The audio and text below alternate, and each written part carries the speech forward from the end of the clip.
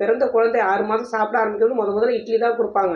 பருப்பு சாதமும் இட்லி தான் கொடுப்பாங்க. அவ்வளோ ஒரு பேலன்ஸ் டயட். இட்லி இந்த தோசையை வந்து நம்ம மாவாக வெளியே வாங்கும் போது எவ்வளோ கெடுதலாக மாறுதுங்கிறத நம்ம புரிஞ்சுக்கணும்.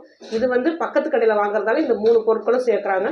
இதே பிராண்டட் இட்லி தோசை வாங்குகிறோம் அப்படின்னா அது கண்டிப்பாக 2 நாளுக்குள்ளே நம்ம சேர்றதால ப்ரிசர்வேட்டிவ்ஸ் கலக்குறாங்க. ஸோ தொடர்ந்து இதை நம்ம சாப்பிட்டுக்கிட்டே வரும்போது நமக்கு கண்டிப்பாக இந்த இட்லி தோசையில் வர பலன்கள் எதுவுமே நமக்கு கிடைக்காம ஒரு உணவாக மட்டுமே சாப்பிட்டுட்டு அந்த உணவு வந்து நமக்கு தீங்கு கூட தரக்கூடியதாகவும் மாறுது.